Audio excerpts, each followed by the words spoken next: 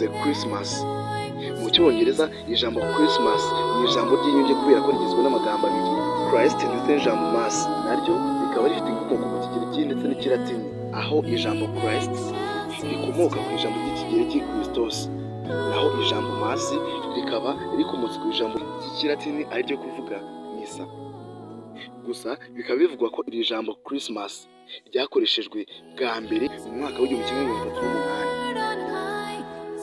Ivuka rya Yezu rero rikaba rifatwa nk'ikintu gikomeye, dore ko n'indangabihe dukoresha kuri uyu munsi wa none Anno Domini yatangiye mu bihe by'ivuka rya Yezu Kristo.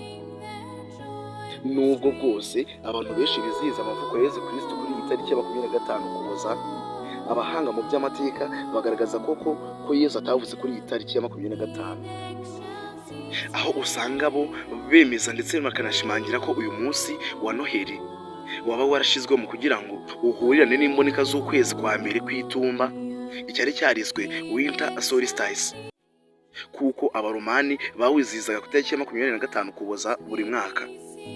Gusa nubwo ari umunsi wizihizwa n'abakristo benshi, bose hamwe mu batizera Yezu Kristo bo bawizihiza nk'umunsi w'ikiruhuko ndetse n'umunsi wo gusabana hagati yabo.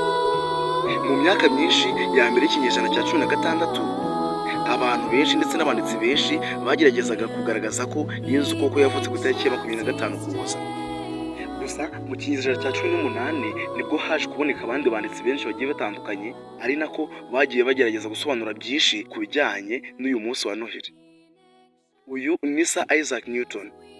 Mu nyandiko nyinshi ndetse n'ibitabo byinshi yagiye yandika, yagaragaje ko Noheli yaba yarashizwe ku itariki ya 25 Ukuboza kugira ngo ihurirane n'imboneko z'ukwezi kwabanzirizaga itumba, kandi ko mu gihe cya kera uyu munsi wizihizwa kuri iyi tariki ya 25 Ukuboza. Ibi bihita byumvikanisha neza ko Yezu atavutse kuri uyu munsi. Uyu ni Umudage Paul Ernest Jablonski, nawe wagerageje gushyira inyandiko ze ahagaragara zageragezaga gusobanura ndetse no gushimangira ko uyu munsi wa Noheli washizwe ku itariki ya 25 Ukuboza kugira ngo uhurirane n'umunsi w'ikiromani wakorwaga bizihiza izuba witwaga Dies Natalis Invicti. Iyi nyandiko ye ikaba yaragiye ahagaragara ahagana mu mwaka w'1743.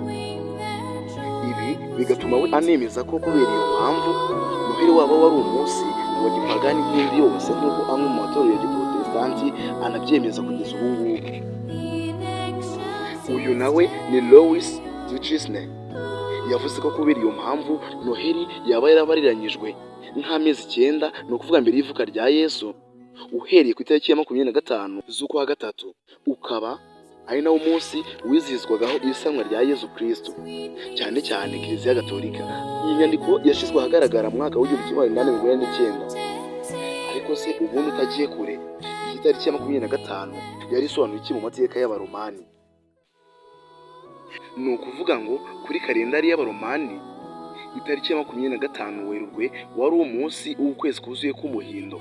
Aha bihita byumvikanisha neza ko ibi bihe bitandukanye kure cyane n'ibyo tuzi mu Rwanda.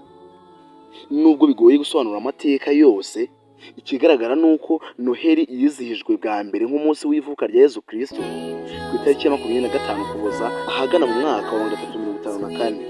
Ibi binasobanuye neza mu nyandiko y'ikiswe Chronography y'umwaka wa 354, ikaba ari nimwe mu nyandiko zarokotse zandikiwe i Roma mu mwaka wa 354 nyuma y'ivuka rya Yezu Kristo. Gusa nubwo umunsi wa Noheli ari umwe mu minsi ikomeye kandi yizihizwa n'umubare w'abantu utari mutoya kuri iyi si, si ko byahoze nyuma y'imyivumbagatanyo y'Abaprotestanti mu myaka y'1500, kubera ko amwe mu matorero ya Giprotestanti yanze kujya yizihiza uyu munsi wa Noheli, avuga ko uyu munsi waba wari ibisigazwa by'ibyarangaga ubupapa. Gusa uko imyaka yagiye ishyira inasimburana, ari nako cyane cyane nk'uko bigaragara ubu ngubu Noheli isigaye yizihizwa n'umubare w'abantu utari mutoya hafi ya bose ku isi b'amadini anyuranye, cyane cyane ko no hanze y'urusengero uyu munsi wa Noheli ari umunsi wafashwe nk'ikiruhuko gikomeye cyane kurusha ibindi mu mwaka. Mu bihugu bindi bigira umubare muto w'abakristo cyane naho ntibibuza ko uyu munsi wa Noheli uba ari konji. Igihugu nka Korea ni kimwe mu bihugu bigira umubare muto w'abakristo. Gusa nubwo ari igihugu gifite umubare muto w'abakristo, usanga bizihiza umunsi wa Noheli ku buryo budasanzwe, kubera ko iyo urimo utembera icyo gihugu kuri iyi tariki ya 25 Ukuboza, ugenda uhurirana n'urusange rw'imitako myinshi igiye itandukanye igaragaza iby'uyu munsi. Gusa nta byera muri yo. Nubwo bivuze ko Noheli ari umunsi ukomeye kandi wizihizwa n'umubare utari muto w'abantu ku isi, ntibivuze ko harimo mu bihugu bitajya biwizihiza.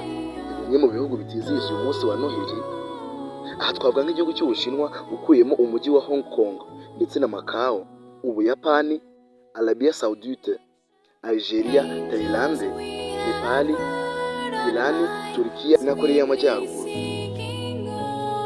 Ariko se ubundi ku basanzwe bawizihiza mu bice bigiye bitandukanye by'isi, ubundi uyu munsi wa Noheli wizihizwa? Ni ukuvuga ngo mu rwego rwo gutegura ndetse no kwizihiza uyu munsi mukuru wa Noheli mu bice bigiye bitandukanye hirya no hino ku isi, abantu benshi bategura impano zitandukanye zo gutanga, ndetse bakanatekera hamwe amafunguro basanzwe bategura, ndetse bakishimira n'inshuti zabo ndetse n'abavandimwe, batibagiwe no kujya mu nsengero bizihiriza hamwe ibijyanye n'ivuka rya Yezu Kristo umwami wabo. Inkomoko ndetse n'amateka y'umunsi mukuru wa Noheli. Hari amakuru avuga ko uyu munsi washyizwe kuri iyi tariki ya 25 Ukuboza waba wari ufitanye isano n'umunsi mukuru wizihizwaga mu bwami bw'Abaromani nk'umunsi w'ivuka ry'izuba ritaneshwa, bishimira ko iryo zuba ryongeye kuboneka. Uyu munsi watangiye kwizihizwa nk'umunsi w'ikiruhuko ahagana mu kinyejana cya 4, aho Noheli yizihijwe bwa mbere itariki ya 25 Ukuboza mu bwami bw'Abaromani mu mwaka wa 336 nyuma y'ivuka rya Yesu. Bivugwa ko ahagana mu kinyejana cya 3 cyangwa se icya 4 ariho uyu munsi mukuru wa Noheli watangiye kwizihizwa nk'umunsi abantu bibukaho ivuka rya Yezu Kristo, nk'uko byari byemejwe ndetse bikanashimangirwa bidasubirwaho n'uwari umwami w'Abaromani Constantine. Nyuma nanone biza gushimangirwa n'uwitwaga Papa Liberius. Gusa hari bamwe bavuga ko impamvu yatumye uyu munsi mukuru wa Noheli wizihizwa ku itariki ya 25 Ukuboza ari umunsi wafatwaga nk'umunsi wa gipagani cyangwa se usanzwe, mu rwego rwo gushishikariza abantu benshi guhinduka bakaba abakristo. Ndabashimiye mwebwe mwese twabanye guhera mu ntangiriro z'iki kiganiro, none twaba tugeze ku musozo. Njye mwari kumwe yari Ntwari Sangwa Jean Aristide, naho ubutaha.